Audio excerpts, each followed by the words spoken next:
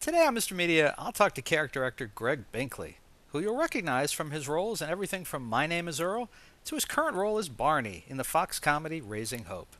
Stick around!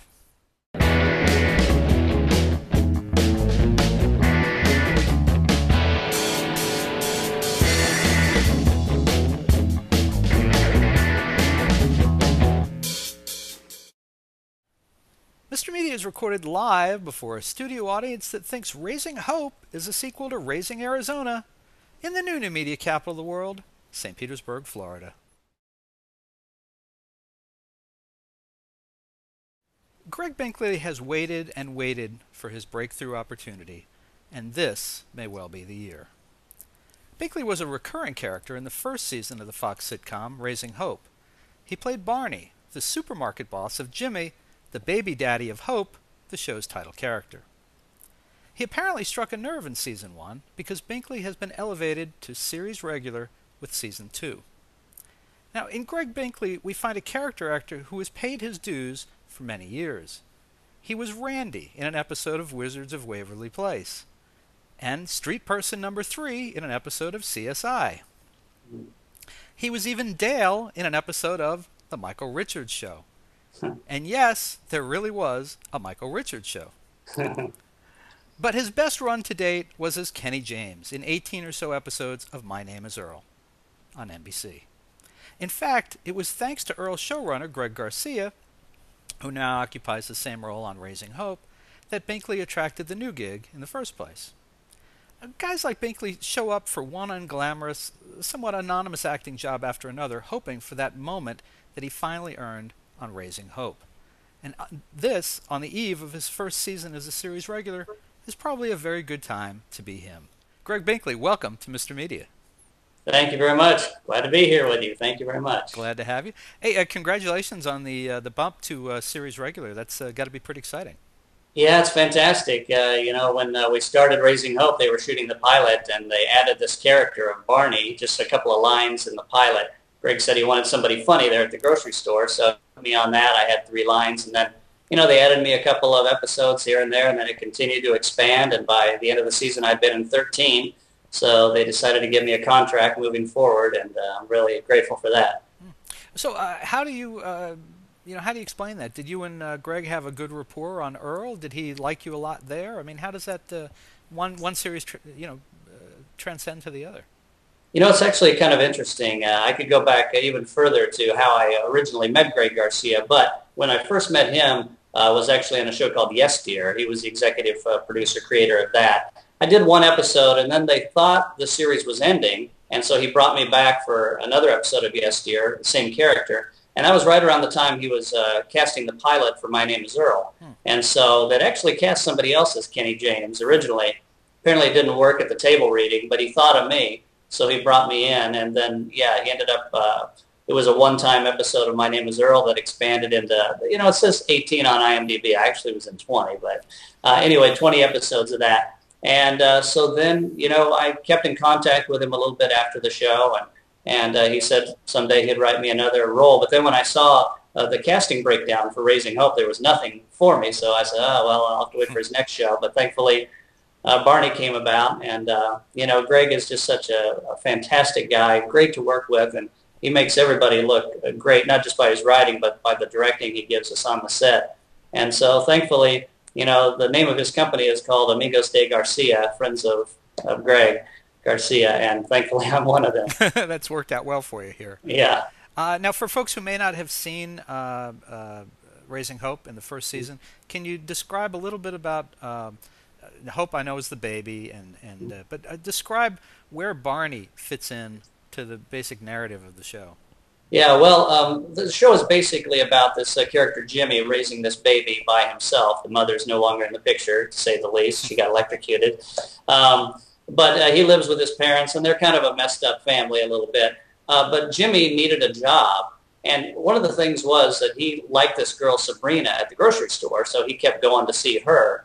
And the writers, the producers, realized it's kind of silly for him to go to the grocery store each episode just so he can talk to this girl. How about he works there? And I knew that was good news for Barney. I was already there. So that meant more episodes for me. And so that's kind of how I ended up fitting in more to the storyline. And, when they first cast me, I thought, well, I'm just going to be stuck at the grocery store. But then they started to expand, having Barney at Jimmy's house, cooking Thanksgiving dinner for the family. And then you see me in other places around town. And it's continuing to expand here into season 2. So, I think the grocery store is a whole different element of the show. The show's kind of got this kind of dark, grungy look in their house, but the palette of the grocery store is very bright, and all these characters are very quirky. So it's kind of a fun aspect for the show to add these kind of characters into the storyline, and thankfully Barney is a key component to that. Are there? Do you see the similarities between Raising Hope and your character and the character you played briefly on Malcolm in the Middle? Oh, that's funny. Did you see that, the character, Randy? Yeah. Yeah, I thought that's the way we would probably go. Those of you that didn't see the Malcolm in the Middle, I played a real jerk, real uptight electronics store assistant night manager. And that's the way this character, Barney, was in the first episode that I was in. But as it expanded, he's become a little bit more goofy, a little more sympathetic. That guy was a really hard-edged character. But, yeah, I think there was some inspiration for Greg in seeing that character. But little by little, Barney is rounding into a more full-fledged person rather than just that uptight character we saw in Malcolm in the Middle. But, yeah, I never know where the producers are going to take our characters, including mine. Mm-hmm. But just seeing some scripts for season 2, it's going to be fun. And for those who don't know, that was Bryan Cranston's role before he cut his hair off for yeah, Breaking exactly. Bad. And actually, it's an interesting story. Those of you on the West Coast know that I used to be a character named Dan, the Del Taco guy. For 6 years, we had a campaign out here, and I was the face of Del Taco. Saw me all the time. The commercials ran all the time. So when they were casting that episode of Malcolm in the Middle, Bryan Cranston told the casting people, "Look, why don't you bring in that Del Taco guy?" And they're like, "Taco Bell guy? Who is he?" They didn't know. But the character was so different from what I played in the commercials. And I asked Bryan, "Well, why did you bring me in?" And he said, "Well, I think a good actor is a good actor." And I'm like, wow, if more producers and directors would think that way, it'd be good for all of us. But thankfully, Bryan had been in the same situation. He was briefly the spokesman for Fridays. And he realized you can get typecast into something, and so he gave me that opportunity to show a different side of myself. And friends of Bryan too. Yeah, well, yeah, but not a meth friend, unfortunately. No. I haven't been on that show. Hey, now that would have been a good show to have like a bit part in. Definitely. Well, time will tell. Yeah. Maybe I'll be there too. Still got 16 more episodes to. Yeah, exactly. Now tell me about the character's name on Raising Hope, Barney. I suspect I know where that comes from, but maybe. Well, I think there was some inspiration. I've kind of been known for acting like Barney Fife over the years, and I actually haven't asked Greg if that's why he did it. But there's a little bit of Barney Fife, but certainly not a full-fledged version of it. I save that for Thelma Lou on the weekends. How does a guy realize that he can do Barney Fife? Do you just? Where does that come from? Well, my friends in Kansas, when I grew up in Kansas, acted like Barney Fife a lot in high school, and I realized, well, I had the lower lip for it. And then you just raise your voice, shake your head, get a little tougher, and next thing you know, you're Barney Fife. And that's where it started. And then when I moved out to Los Angeles, there was a restaurant called Ed the Bevic's, a 50s diner, that when you walked into it, it's like you're walking into the 50s. And so I heard they were looking for characters from the 50s, and so I interviewed for this waiter job as Barney Fife, and they said, no, we're interested in character type. So I ended up waiting tables, dressed like a nerd with a kick me hard sign on my back and stuff like that, and people did kick me. Unbelievable. But anyway, later the manager said, hey, would you consider walking around the restaurant as if you're really Barney Fife, the security guard for the restaurant? I was like, yeah. So twice a week for 4 hours a night, I would walk around as Barney, and little by little I created the character to where it was just natural and really filled him in. And then one day, Rick Dees came in, and he was doing a late-night show for ABC, and he saw me and put me on the pilot, and then that expanded into I was there for the entire run of that show, which was 1 year. But that's really how I got out of waiting tables and have been an actor basically ever since. Did that restaurant have anything to do with inspiring that scene in Pulp Fiction? It looks really similar to Ed the Bevic's, but I don't know. However, the director's name is it's escaping me. Quentin Tarantino? Quentin Tarantino. Sorry, Quentin, if you're That guy. watching this. I know you'd never miss an episode of No, Mr. Meat, no, of so course I not. hate to offend.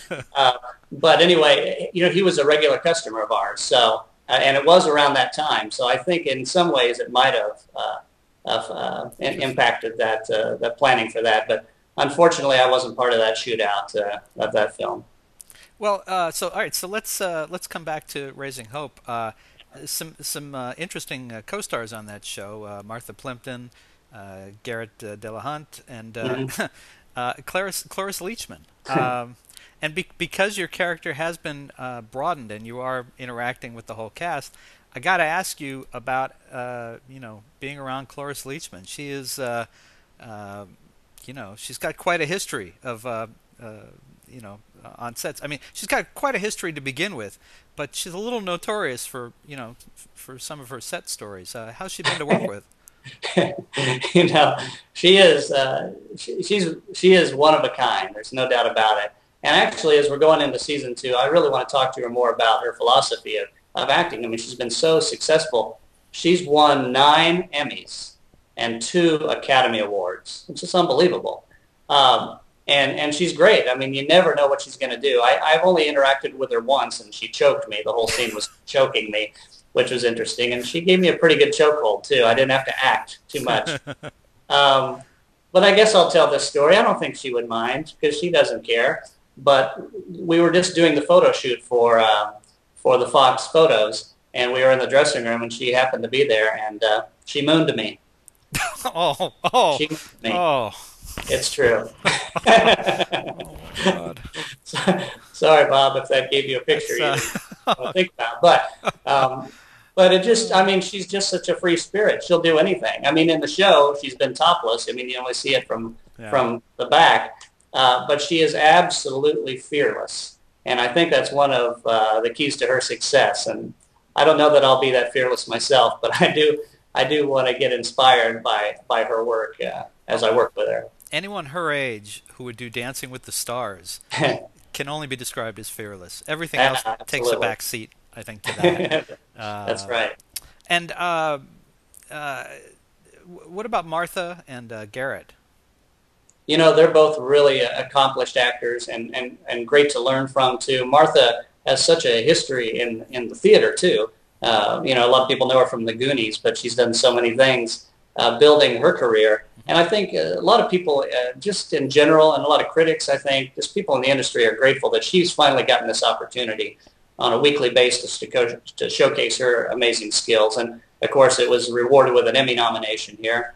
I really hope she wins. She deserves it. But she's great to work with, and everybody is just down to earth. The kid that plays Jimmy, Lucas Neff, he had not done anything when he got this role. I mean, he was a complete unknown from Chicago that sent in his tape and got to work with these amazing actors. And he's told me often how much he's learned each week with them, working off them, working with them. They're both real pros. And, you know, the sign of a real pro is they make it look effortless. You watch those characters and it just looks effortless. But they put a lot of time into their characters, into their work, and to make it look that way. You know, I was just thinking about this. Wasn't Martha in the original film version of Parenthood, which is now a series on NBC? Actually, I don't know. That might be the case. I think that's the case. I think she was the wild daughter who could not be controlled. I wish I could remember. Well, anyway, just thinking about that. When you were talking about Goonies, I was thinking, no, I think I know her from something later than that. Yeah, she's done so many things. And, she's the daughter of David. Let's see, which Carradine is it? There's 3 Carradines, Robert Carradine, David Carradine, and you worked with Keith Robert, Carradine. right? Keith Carradine. Right. She's Keith Carradine's daughter, which I never knew because she has the last name Plimpton. So, she's got the genes there from the theater, from the acting, and she's just a very generous of spirit person, just a joy to be around. And if you come on our set, you'll just be surprised how easygoing the set is. It all starts with Greg Garcia. But like I say, his company's called Friends of Garcia. There's just no jerks on the set, whether in front of the camera or behind the camera. Everybody is just a real good person to hang out with. And, it was that way on My Name is Earl, too. It starts from the top and goes all the way down to Barney. Uh, how did you find out the big news this I guess this summer or in the spring? How, did you get a call? How did you find out that you were going to have this regular paycheck? Well, because the show had gotten a lot of critical acclaim, a lot of people in the industry really enjoy it. There ended up being a lot of people kind of interested in me for pilot season, and as pilot season came around, Greg told me, we really want to keep you on the show, and so then, they talked to my agents, and then little by little it came about that we had the contract. But it really started with Greg kind of telling me on the side, just like, he called me and offered me the role in the first place. He's kind of a direct to the person guy. And so he told me it took a while for the contract to actually happen, but when it did, it's been my goal to be a contract person on a national network show, and it only took me 25 years, 25 years to happen. But I always had a hunch it was going to take 25 years. I don't know why. So I'm going to work on my other goals, expediting those in the future. But, it's one thing to be a series regular, to be on a show. It's a whole other thing to be on a show you're proud of, and the people actually respond to and respect the quality of the show. So I'm so grateful. I really hope that people will continue to watch it, because I think it really deserves to be nominated, as one of the best comedies. I know this year we got some Emmy nominations for the characters, but I really hope next year the show will get recognized for that as well, because I really believe it deserves it. What do you know about what's ahead for Barney? Well, all I know is we're meeting my ex-wife in the first episode back from me, and that's pretty funny. I just looked at the script today. It really gets me excited. I can't wait to do it. I know people. This interview will be posted, and people can look back maybe and remember this episode. But it's really going to be a funny one. I also get to slip in a little Jimmy Stewart impersonation, which I'm excited. Well, which I'm going to throw in there. I'm definitely going to do that. So I'm really excited about that. Even what's his name? Matthew McConaughey impersonation. Not that it's going to be any good, but that's part of it too. A lot of fun things. But I never know. I mean, last year I ended up being 400 pounds in one episode. I never would have guessed that. Ended up being obsessed with dolls. Wouldn't have guessed that either. So I don't know what they're going to create for me, but I know, it's going to be funny. It'll be creative. They got some of the best writers in town, so I have full faith that it's going to be good. Well, speaking of dolls, I guess this is a good time to mention that one of the reasons this was great timing for you is you and your wife just had a baby. Yeah, I can't believe it. Yeah, May 11th, we added a daughter to our family. We have a son. He's 6 years old, and now we have a daughter, too. It's just an unbelievable blessing. And, as an actor, you never know, when you're going to have income, and it's really tough if you don't have a steady gig. So this has just been a great thing to happen the same time we had a baby. And, my wife's from Japan, and so the middle name of our daughter is Kiana, which kind of has a Japanese sound. But anyway, depending upon how you spell it with the Chinese characters, it could mean various things. The way her parents chose to write it, it actually means hope. Oh. So I'm raising hope, too. It turns out. Everything's just all coming together. I was just going to say, everything falling in place for you right now. Exactly. Now, let me ask you a question. Up until this time, when your agent would get a call that someone wanted to see you for a show or an episode or something, who was Gregg Binkley in their eyes? Well, I think over time you do kind of establish yourself with a certain I don't want to say typecast thought, but people saw my character as a little goofy, a little nebbishy, I guess. I played different roles, and the thing about Malcolm in the Middle was a real departure, so that was a great thing. But generally, kind of the goofy, innocent kind of a character, actually a Jimmy Stewart type character in some cases.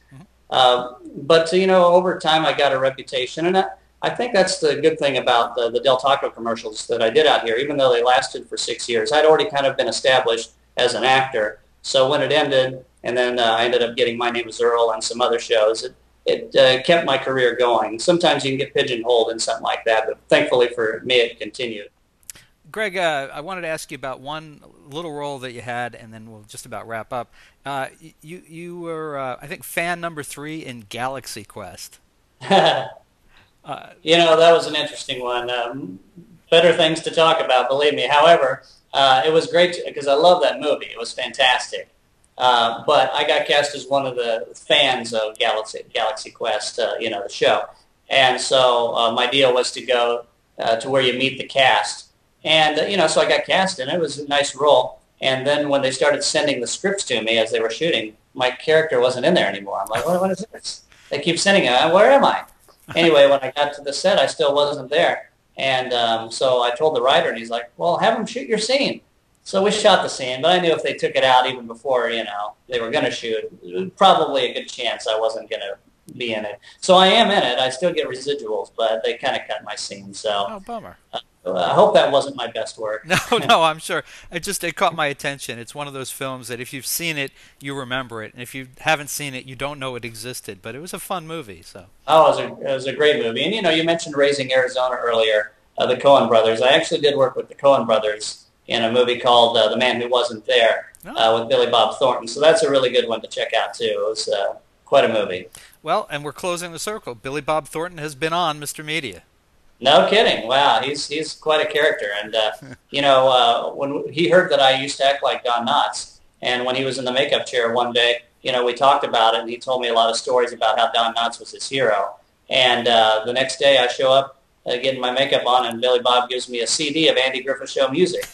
And it was great. I ended up using it sometimes when I would act like Barney Fife. So Billy was a really generous guy. And, he's had an amazing career that he created, himself, and he's a real inspiration. He was a fun guest, and at the time he was on, I would say he was the biggest guest we had on this show. So wow, up until today, right? Up until today, yeah. Yeah. We just skip past the Kurt Russell and Raquel Welch, and we go right to Gregg Binkley. That's right.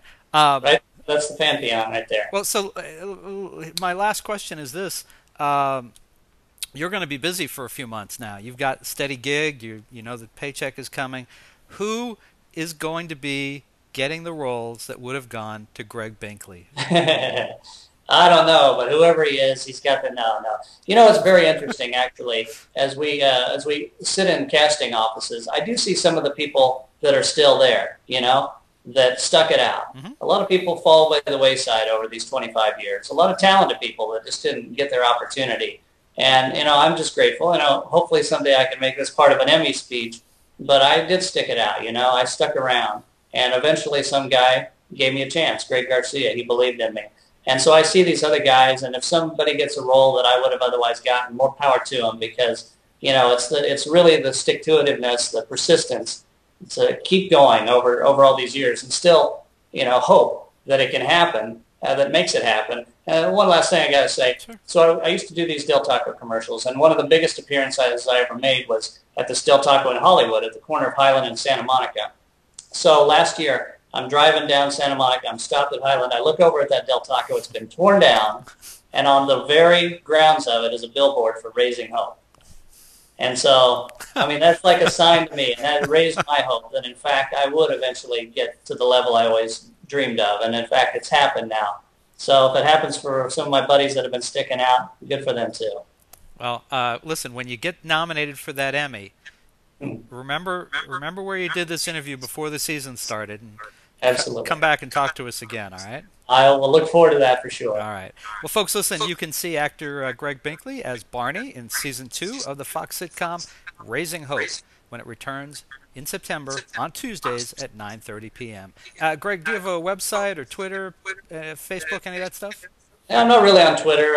www.greggbinkley.com is my website, so you can see other things there, including some Barney Fife and stuff like that. So that's a great one to check out. But hopefully you can see me on TV. That's where I would most like to be seen. Very good. Well, Gregg Binkley, congratulations on the new baby, the new job, and hopefully a great year ahead. Thank you so much. Thank you, Bob. It's been a great pleasure. Thanks a lot. Thanks for being on Mr. Media today.